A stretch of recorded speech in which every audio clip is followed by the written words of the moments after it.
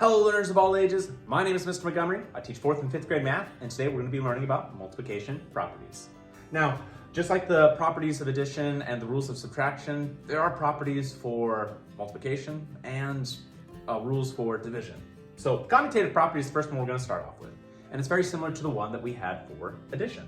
Commutative property states that it does not matter the order of factors that we have in our multiplication problem, we will still get the same product. So if I have 7 times 2, well, 7 times 2 is 14. And if I flip the two factors around for 2 times 7, it will still also equal 14. It doesn't matter which order the factors come in. Now the associative property. Associative property is the one that has two sets of parentheses. So the example in the book is 2 times 6 times 3. And we have 2 times 6 times 3, which means that first set is going to be around 2 times 6, and then it's also equal to 2 times 6 times 3, and we'll put the parentheses around 6 and 3.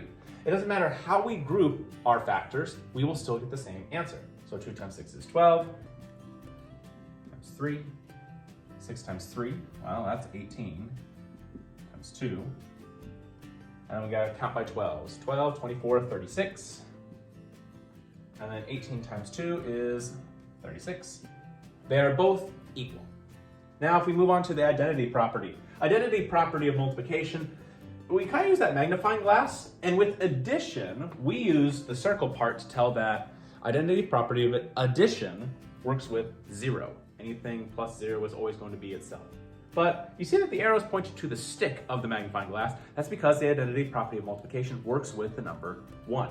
Anything times 1 is going to be that number that we start with. So if I have 147 times 1, well, that's going to equate to 147. And if we have 1 times 147, it's still going to equate to 147. Now if we go to the 0 property, 0 property of multiplication says that anything times 0 will be 0. It's one of the simplest properties that we have. So if I have 1,467,000,000 times 0, it's going to equal 0.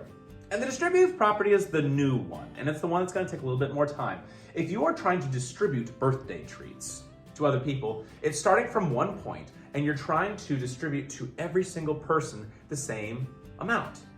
Well, it's the same thing with our problem down here. I have 6 times, inside of parentheses, 5 plus 2 and parentheses. I have a couple of things that are different than the associative property that also has parentheses. I only have one set of parentheses. I have a multiplication and an addition symbol, and I only have 3 numbers.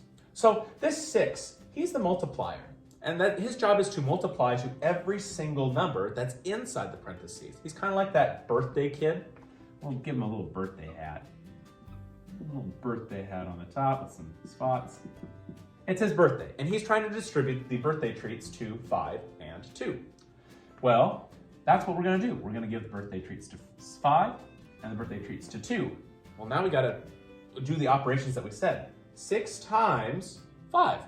Well, I'm going to put that in parentheses. 6 times 5 in parentheses plus, and then I said 6 times 2. 6 times 2. Now you might be figuring, well, now I have 2 sets of parentheses. That is true because we took 6 and we divided, or not divided, we distributed to both numbers. So I said I was going to write 6 times 5, I put it over here, and 6 times 2. The reason we have the parentheses is to make sure we don't combine them quite yet. Now we can just do each of the parentheses and yeah, we'll get our answer. So 6 times 2. 6 times 2 is 12. Addition symbol. And 6 times 5. 5, 10, 15, 20, 25, 30. So I have 30 over here. And I have 30 plus 12, which equals 42. So the distributive property is used when we have 3 digits, a multiplication symbol, an addition symbol, and one set of parentheses. Let's do a couple more examples. So I have a problem here. Which property of multiplication would I use? Commutative property where we can switch the numbers around, associative property with 2 sets of parentheses, identity property which works with 1, 0 property that works with 0, or the distributive property that works with taking one number and distributing it to all the rest. Yes, the distributive property. I have my 10. He kind of has his little birthday hat over here. And he has his treats that he wants to pass out to 4 and 3. So I'm going to have 2 sets of parentheses.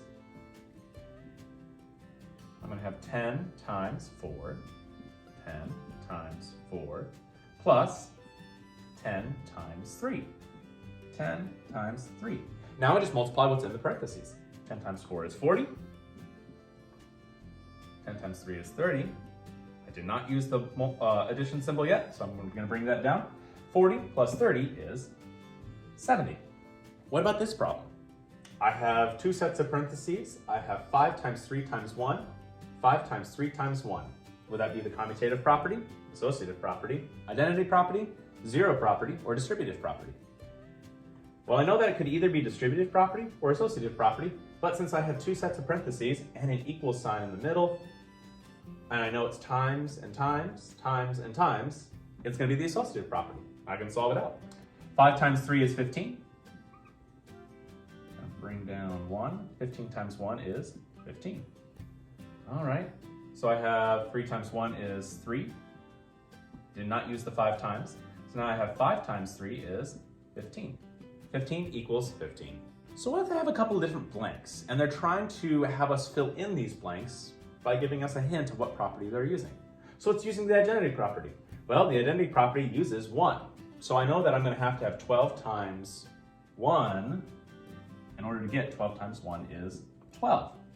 Let's try a more challenging one in the next one. So this example talks about the distributive property. And the distributive property is when we take one number and distribute it to all the rest of them. Well, I have 18 times, in parentheses, 15 plus 12. And they've kind of done the next step for me over here. They kind of equate it. I usually write it below, but that's okay. So when we distribute, we're going to take 18 times 15 and 18 times 12.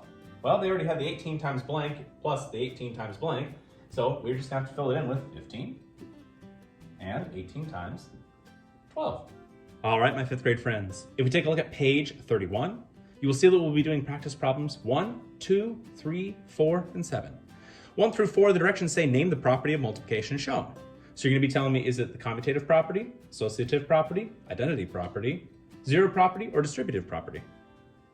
When it comes to number 7, it says complete the number sentence to show the property.